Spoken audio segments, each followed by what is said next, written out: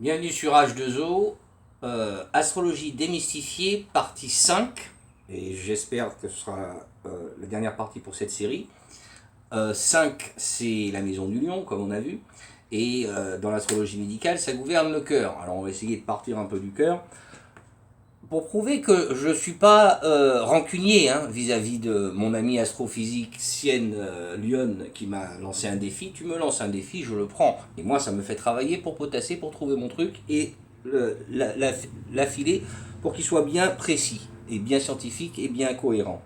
Alors pour prouver que je ne suis pas rancunier, j'avais fabriqué, ça va être une surprise, mais j'avais fabriqué des petites Trinidad en terre cuite pour faire des boucles d'oreilles. Et ça, j'enverrai ça pour l'anniversaire qui va tomber en 2022.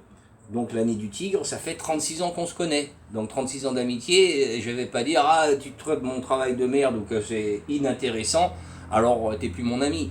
On n'est pas des enfants de 5 ans sur Facebook, je te friend, je te défriend. Donc voilà. Maintenant, on va refaire un petit tour dans l'astrologie et comment les choses fonctionnent. Et parce que c'est la dernière partie de cette série, je vais vous montrer des trucs qui vont être hyper sympas. Et encore une fois, moi j'essaye de montrer le milieu où l'intersection des choses se fait, comme moi mon intersection à la charte, plutôt que de partir d'un extrême de conspiration dans les rues à gueuler les scientifiques c'est des cons, ou de l'autre, les scientifiques qui disent eh ben, tous les autres c'est des cons, il n'y a que nous qui détenons la vérité. Le problème c'est que c'est en désaccord avec tellement de monde tout le temps, l'Église et les autres religieux inclus, que même les scientifiques vous disent Dieu n'existe pas, puisqu'on n'arrive pas à le prouver sur papier mathématiquement.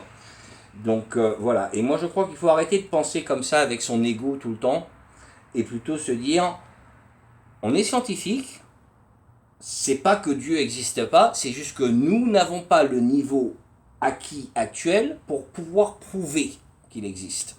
Et ça, c'est peut-être plus vrai, plus proche de la vérité qu'autre chose. Alors voilà, je vais vous montrer quelques trucs assez rigolos qui me sont arrivés cette année. Pour mon anniversaire, ma cousine qui est Lyon au Canada, Canada c'est troisième lettre, année 2022, année du tigre, troisième signe, m'a envoyé ce sac super sympa. Et en plus, c'est un design que j'adore. J'avais choisi le même t-shirt 6 ans auparavant, quand Jupiter était donc dans la Vierge. Ce qui fait que le même design est passé dans ma tête, et aussi dans la tête de ma cousine, qui a été super gentille de me faire ce cadeau. Et, et, et ça à 6 ans d'intervalle, donc à point opposé sur la roue.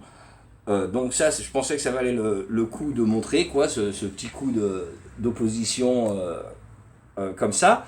Et ce qui était super sympa, c'est que dans sa carte, quand on regarde, j'ai pris un highlighter pour le montrer, les soins qu'elle me faisait, la première lettre de chaque ligne, il y en a 5, elle est de la 5e maison, commence avec une lettre qui se trouve toujours sur l'accès Lion-Verseau. Et ça, j'ai trouvé ça extra. Donc je lui avais fait une petite vidéo pour lui dire merci, et voilà. Alors, je voulais aussi partager un autre truc avec vous, c'est que le zodiaque mayen, ok, grâce aux recherches des archéologistes et justement des académiciens, donc on a besoin de ces gens-là, et c'est le fils d'un académicien qui est parti en vacances avec lui, qui est encore plus crack que son père, et lui il lit les hiéroglyphes mayens comme on lit l'anglais ou le français aujourd'hui. Et donc il a réussi à déchiffrer ça, et on sait grâce à eux que les Mayens ont commencé à enregistrer le temps le 11 août, c'est-à-dire un jour avant l'anniversaire de mon amie astrophysicienne, 3114 avant Jésus-Christ. Ça veut dire que ce calendrier-là est plus vieux que le calendrier chinois. C'est pour ça qu'il ne faut pas faire son corthèse et dire « votre culture, je m'en fous, allez me chercher de l'or, et s'il n'y en a plus, allez m'en chercher encore ». Vous voyez, c'est pour ça que c'est important de ne pas être condescendant, de ne pas mettre son ego d'abord, et plutôt de regarder qu'est-ce qu'il y a à l'intérieur de soi pour pouvoir apprendre à se connaître.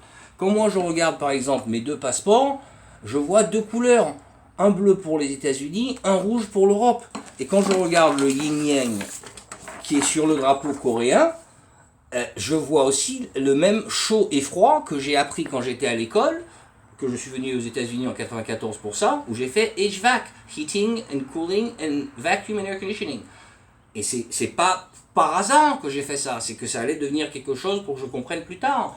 Et sur le drapeau coréen, on voit bien les portes du Qui-Gong. Donc je les ai remises aussi, retranscrites sur une roue zodiacale avec correspondance. Comme les vidéos sont... la mémoire est courte sur la tablette, je ne vais pas être trop long. Mais je vais quand même vous dire que la Bible, ça commence par un B, donc c'est sur l'axe Ox-Goat, qui est le même que Verseau, comment on appelle ça, Lion. Le Coran commence aussi par un Q, qui se trouve dans la maison justement du lion, le soleil, et on dit que le savoir spirituel enlight, il illumine les gens. Donc, si ces choses-là, les lettres aussi correspondent, et maintenant, contrairement aux scientifiques, moi je vais vous montrer Dieu. Puisque les scientifiques nous disent que Dieu n'existe pas. L'autre vidéo avait coupé court où je terminais en vous expliquant que non seulement j'ai le soleil sur l'axe qui me donne TH, mais j'ai aussi Uranus placé en scorpion qui me donne encore TH. Et donc, je vous donne maintenant, je vais tourner le tableau pour que vous puissiez voir et suivre avec moi. Je vous ai prédessiné ça pour gagner du temps. Et donc maintenant, si je prends ma charte de naissance, la roue zodiacale, comme je vous avais dit, où j'avais pré-mis je vais déscotcher le devant pour que vous puissiez voir, c'est cette roue-ci, ok? Et vous voyez bien que l'alphabet grec y est aussi entouré au centre. Je mets mon truc ouvert sur le Verseau, et je le mets aussi ouvert sur la Balance, là où moi j'ai la Lune. La Lune reflète la lumière du Soleil, nous sommes d'accord. Et là, qu'est-ce que nous voyons? Nous trouvons les lettres, je ne sais pas si vous allez arriver à voir, avec la lumière, TH, dans l'alphabet grec. Donc ça fait 3 fois que je retrouve les lettres de mon nom dedans. Ok? Maintenant, il nous reste suffisamment de temps, j'espère. On va partir ici. Le premier homme, quand j'avais commencé sur l'autre vidéo, Adam, qui a vécu 900 ans selon la Bible, mais ça pourrait être 900 lunes, et donc il aurait vécu 75 ans. Si c'est le premier, comme on parle toujours d'une référence du bélier, et Jésus est l'anneau de Dieu et Jésus sont le même et une seule, Adam, A-D-A-M. Toutes ces lettres se trouvent ici, chez le bélier. Et c'est Amun dans le zodiaque égyptien, et qui est devenu Amun-Ra. Ra, c'est le dieu soleil. Et on sait dans l'astrologie que le soleil, le lion, s'exalte en bélier. Amun-Ra, vous voyez le lien. Donc il ne faut pas dire l'astrologie c'est du pipeau quand on n'a pas étudié la mythologie grecque, la mythologie égyptienne, la mythologie chinoise, etc. Il faut dire j'ai étudié l'astrophysique et le reste de ma culture est resté en jachère et c'est pour ça que je ne savais pas. Nous revenons à nos moutons, ou plutôt celui-là précisément. Je suis né avec Jupiter ici. Jupiter, c'est la plus grosse planète. Alors, je pourrais aussi avoir un ego vraiment inflaté au maximum.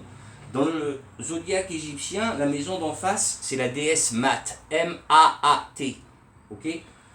Maintenant, si je reviens, ça c'est pour Adam, on remarque que le premier prophète s'appelait Abraham et que lui, il a fait partie de Exodus.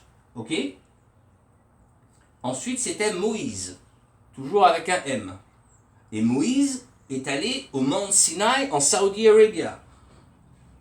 Tout ça, je trouve toujours mon M et Sinaï, Saudi Arabia aussi sur le même axe. Ok? Certaines personnes pensent que Mont Sinaï c'est en Égypte, ça ne l'est pas. Hein. Il faudra vous remettre votre compteur à l'heure. 2 Américains sont partis en Arabie Saoudite. Non seulement ils ont trouvé le vrai Mont Sinaï, mais ils ont prouvé par le haut de la montagne qui brûlait, et en plus il y avait des engravures dans la pierre de taureaux comme il est dit dans la Bible. Ok? Alors, et en plus le tout était encerclé, protégé par la police saoudienne. Pourquoi? Parce qu'ils ne veulent pas qu'il y ait des pèlerinages juifs dans leur pays. C'est un peu logique, hein, quelque part. Donc voilà pour ça. Et je voulais encore rajouter une autre chose par rapport au nom qui correspondait quand on fait la roue juste comme ça. le quatrième signe, ok, qui nous donne la lettre D, comme delta, et j'avais dit c'est la déesse Diane grecque qui gouvernait la lune. La princesse Diana était aussi elle cancer.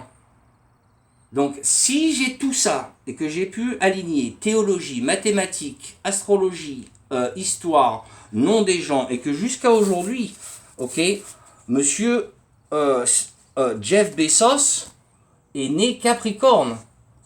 Voilà, Jeff, et son job est à Amazon, AMA, ok. Et je peux en prendre comme ça, comme avec, en signe opposé, nous trouvons l'autre homme le plus riche du monde qui est Cancer, Elon Musk. Et en parlant de Cancer, c'est Jules César, donc Jules Gaius, le G est ici, Jules Gaius César, qui en 52 avant Jésus-Christ a envahi la Gaule et à Girgovie a battu Vercingétorix. Vercingétorix, V ici. Ok? Donc si je peux apprendre tout ça aux enfants avec un seul dessin, ça fait combien d'arbres en moins qui sont abattus? Voilà ma question. Et ensuite, je dis, c'est très bien d'avoir des scientifiques, d'avoir Thomas Pesquet qui a fait tout ce qu'il a fait. Moi, je vous conseille d'aller regarder une émission sur YouTube avec Thomas Pesquet qui s'appelle Rendez-vous en terre inconnue. Et vous allez voir que c'est bien quand, justement, deux mondes se rencontrent. Le futur, le passé. Et d'ailleurs, c'est ça qui fait les plus belles villes d'Europe. Les villes qui n'ont pas été complètement bombardées par la guerre mondiale. Et en parlant de guerre mondiale, si vous ne faites pas attention et que vous pensez que l'astrologie c'est du pipeau, septembre 2022, ça va faire boum. Donc voilà, faites attention. Allez, ciao.